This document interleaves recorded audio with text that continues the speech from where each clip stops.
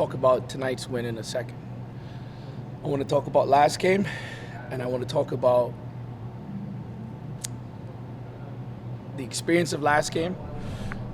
We have Noah Fuson is suspended for next game. We appealed. We got the appeal in time, and it wasn't processed in time, so he's available to play tonight. Luckily, he was, because he was fantastic. But the whole process was very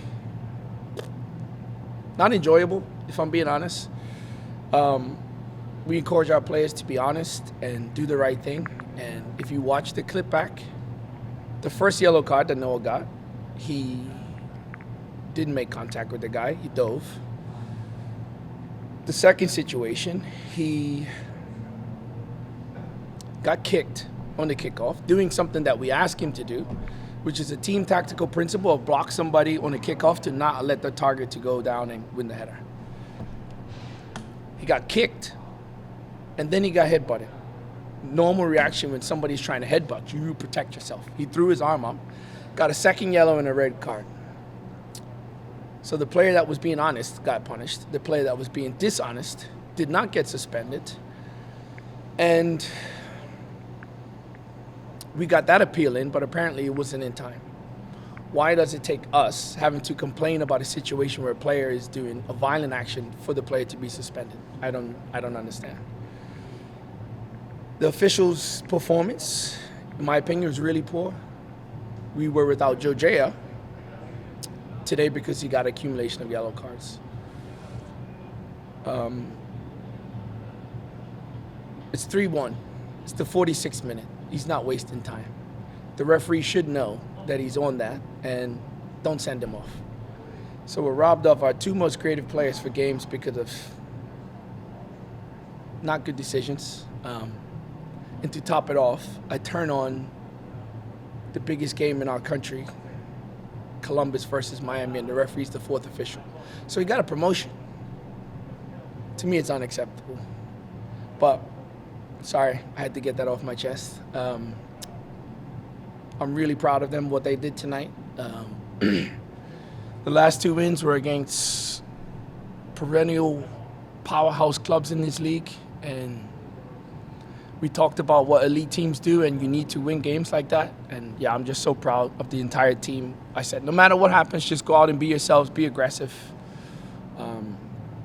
be intense. And they were from minute one. So yeah, incredibly proud of the team performance. Unlucky, Noah Fuson is suspended in the next game. He's in incredible form.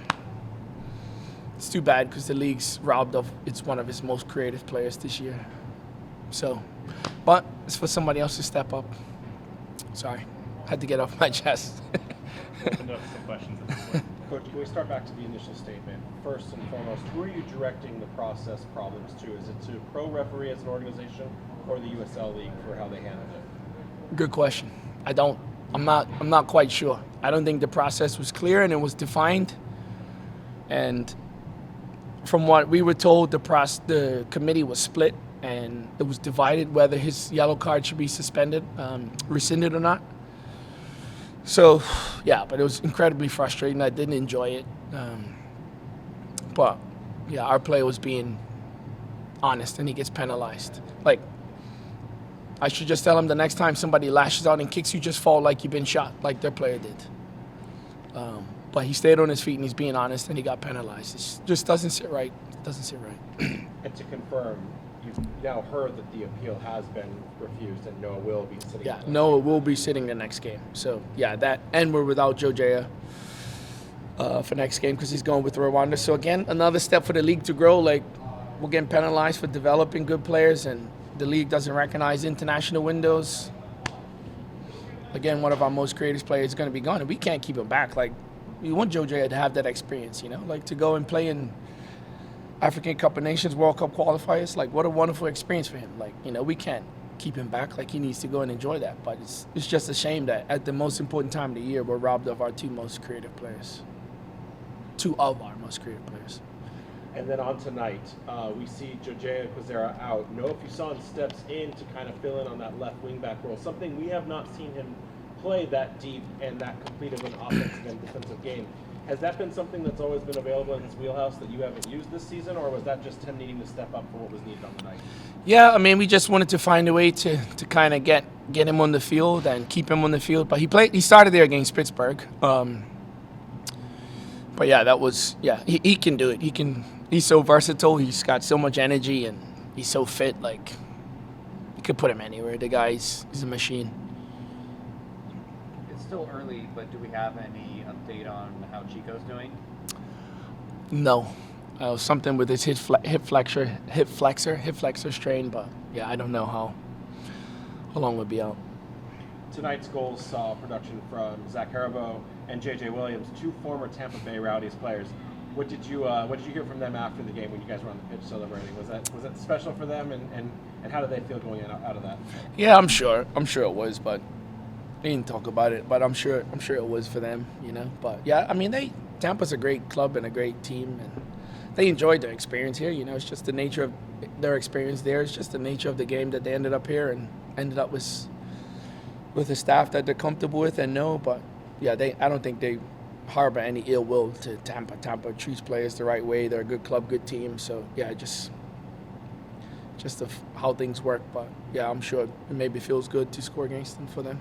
And for you personally, for this team, you know, Tampa Bay was the greatest loss that this club has faced in its infancy, losing 4-1 earlier this season. Completely turnaround performance tonight. What does that speak to the progress you've had from the beginning of the season up till now? Yeah, I just think, look, if you asked any team in the league, I'm sure they feel that they're better than they were 3 matches in. I mean, it's 3 months after we all met. Like, you know, we all need to taper our expectations. And again, to go to one of the perennial powers in the league, I think we played actually really well in the first half there. Like, we could have been up 1 or 2 goals, but they changed tactics and we never adjusted and we never caught our breath. It was just like wave after attack, which happened in periods of the second half. But yeah, it's definitely good to see some growth in the group, but still more to do.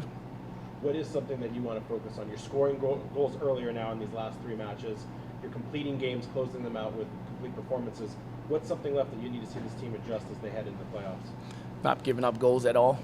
Like, playoff games is any sport, like hockey, whatever. Like, those games are tight. You can't give up goals and let teams back in the game. So yeah, they had a couple of moments that could have made it 2-2. Luckily, we made it 3-1. But yeah, be nice to get more shutouts on the board to end the season. Looking to the next match with potential injuries, the suspension, the international duty, do you think with the roster depth that you have, can you still put out the same type of tactics and formation? Or do you think you need to tweak it a little bit due to missing some players? Yeah, I mean, I certainly think we can. We have enough players in the group that come in and fill in for those two. So yeah, but ultimately, I think you want to try put the best players in the best positions for them to be successful. So yeah, we'll try and keep it the same. We make little tweaks every week anyway, you know. So yeah, I'm sure but yeah, we feel we have the quality to stay the same. How important was it to score first in this particular match here tonight?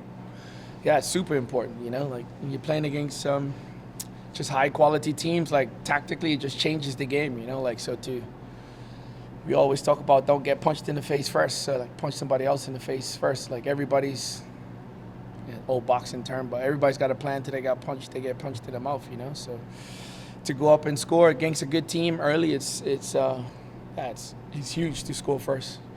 And the way you guys got the very first goal, goaltender didn't want to pick the ball up, and you guys are being aggressive, and it worked out for them.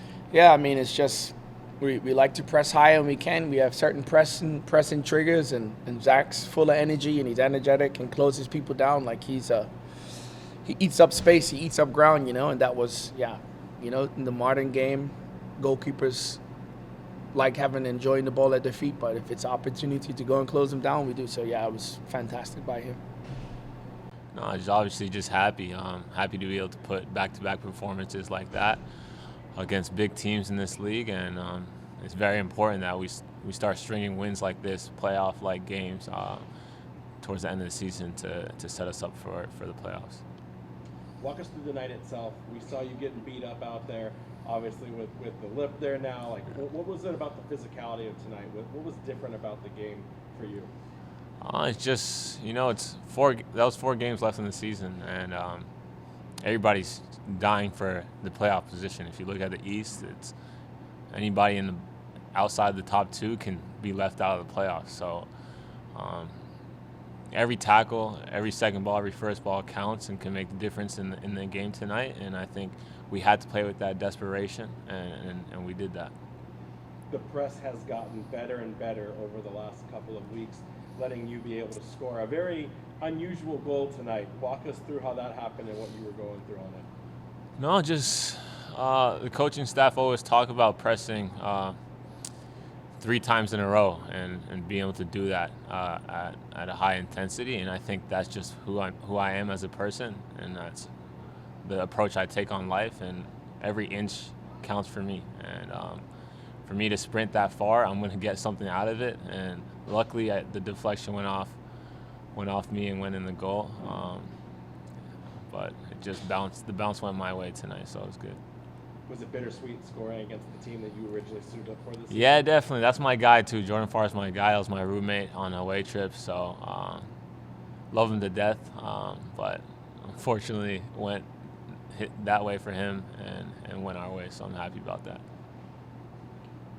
Traditionally, we've seen you deployed as somewhat like a holding midfielder. The last 2 matches, coach has pushed you a little further up, kind of playing in the 10 in a hole, say, behind the 2 strikers. Is this just further development of your attacking abilities, or is this just what coach has been asking of you?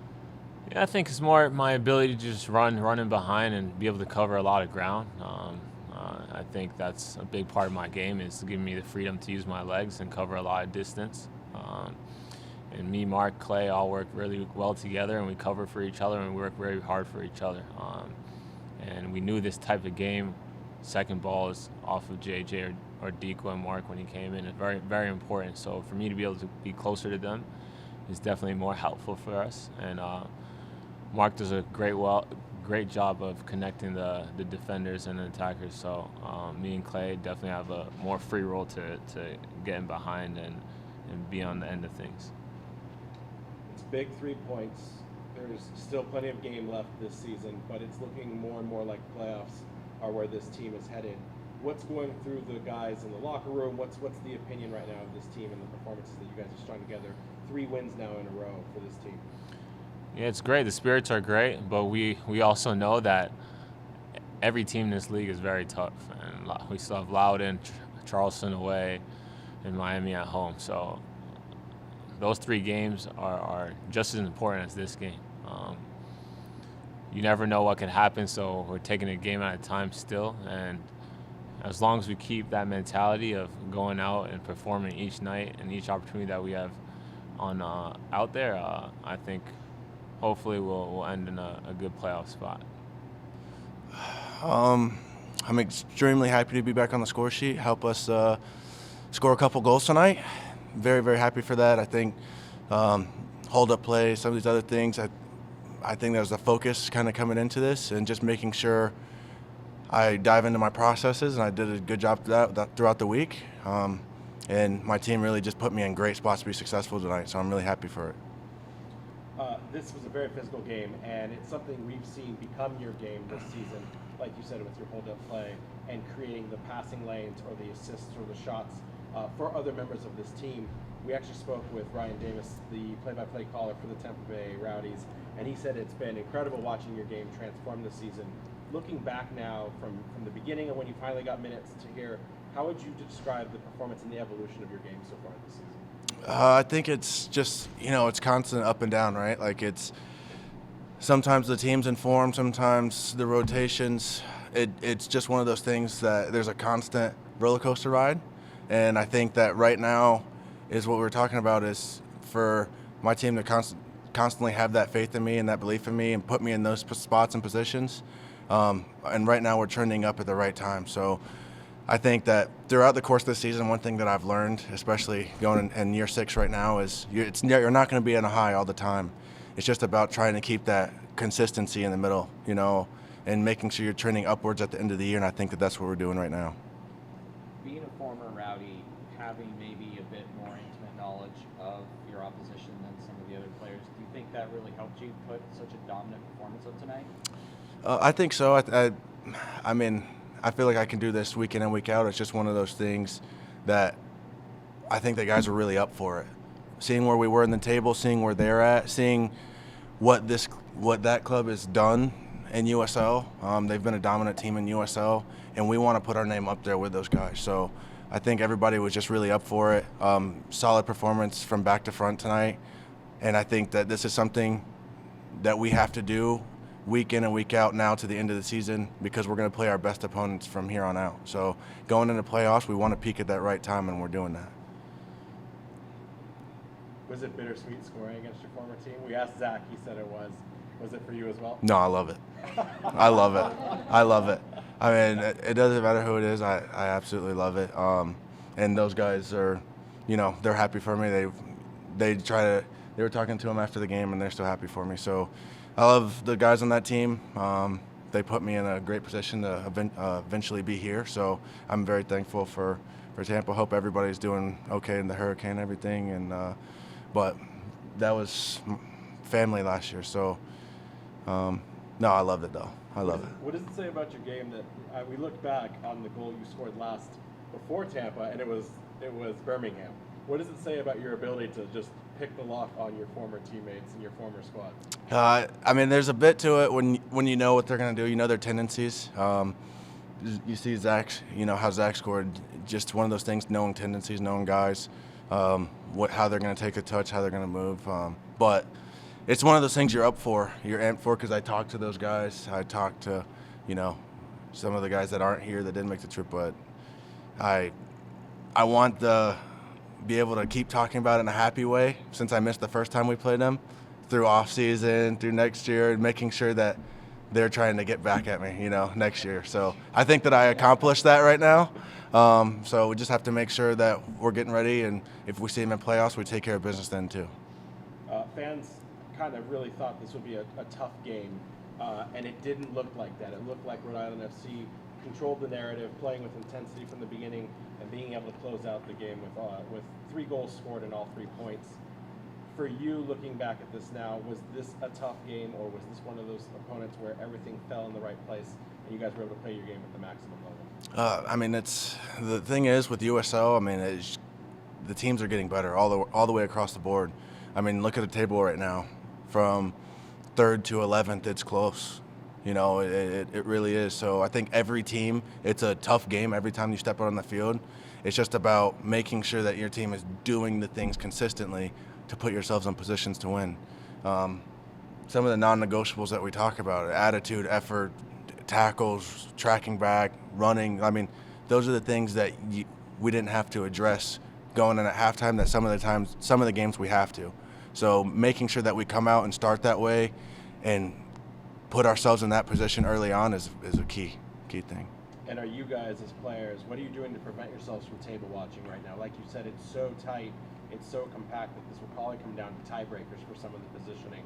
What do you tell the guys? What are you guys making sure you do to avoid that kind of table standing watch? It's just week in, week out, right? Just making sure we're focused on the next opponent, and that's all we can really do. I'm a big Bama fan. Obviously, we lost tonight, so it's terrible to hear. But one thing that Saban talked about all the time is whenever they're sitting at number 1, number 2, and then every single season, is right now it feels really good to get a win, to move up the table, but don't drink the poison. He talks about not doing that. Don't look at the table. Don't look at social media. I don't think we've done anything because we haven't won anything yet. We haven't even reached the important games in our season. So if we keep staying disciplined and doing the things we need to, we'll be raising a trophy at the end of the year. But we have to do it week in and week out. We can't look 2 weeks ahead. We can't look to the semifinal. We can't do any of that. We just have to focus on next week. Yeah, I think, I was playing as a wingback, and it was a challenge that coach presented me with and trusted me with to do a job there. And, I went out and tried to carry out what he wanted me to do to the best of my abilities. And, my teammates got me in some good positions, and we ended up getting 3 points out of it. So, can't complain. We got to win. We asked Coach how he felt about you at that left wing back role, filling in for player George Equizera, who was not on the squad tonight for suspension. It's not the first time that you've been in that role, but how did it feel being both a defender and an attacker all at the same time on that left side? Yeah, it's fun getting to play both sides of the ball, and I want to do everything that I can to help the team win. And so if that's check back 50 yards and defend, or run 50 yards to get in behind, I'm happy doing either. So it's fun for me. Walk us through the goal. You said the last time we talked that's a shot you practice every single day. It's a place that you're super lethal, and you once again showed everyone tonight that no one should let you take that shot at the top corner there. Yet it happened, and you scored another goal.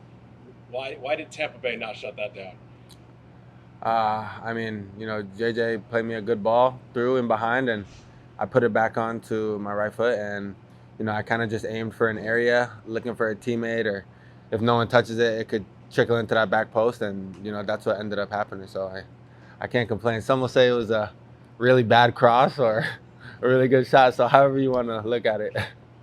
Speaking of crosses, you are currently in the hunt for Golden Playmaker of the season. Were you aware that was a stat that you were tracking to be at the top of in the league, or is that news to you as of these recent performances? Yeah, I don't check it too much, but I was kind of adding them up in my head, and I was like, okay, I got a couple assists, and it was cool to see it, and my teammates are getting into good spots, and I'm just trying to give them the ball and give them the best opportunity to score. So, yeah, if it happens, cool. If we keep winning and it doesn't happen, cool too. So you are now, as you mentioned, leading the league in assists with 9. You got credit for 1. So you're up to 15 in terms of goals and assists. You've now equaled the amount of assists in your entire professional career. Is that something you see continuing to grow in your game? Yeah, I think I always try and look for my teammates, and this year our guys have gotten into some incredible spots, and I've just so happened to be the one that's picking them out and finding them in good positions, and I'm gonna try and get as many assists as I can and set up my teammates for goals every single week. So yeah, I hope they keep coming. We keep scoring goals. How important was this game for you guys, going into a team that is now tied with you on points after this result? This gets you closer to a home playoff berth. What was the importance behind this win? Yeah, coming into this game, our heaviest defeat was to Tampa, and we knew that. We remembered that game, and we remembered what that felt like, and we had some good momentum coming into this game, and we knew we wanted to come out here and make a statement against one of the bigger clubs in the league, and we carried out coach's game plan, and I think it was a huge win for us in our playoff chase. I have one last question. I don't know if you'll want to answer this, but we did just find out that the league officially rejected the appeal, and you will be suspended for the next match. What's going through your mind right now as you learn of that? We've seen the replays. Coach had some very strong choice words that would probably be a very interesting unpack for him later. But what's going through your mind right now learning that the appeal was rejected? Yeah, it's disappointing. I hate to miss any game, but I got full faith in our guys that we'll get the job done.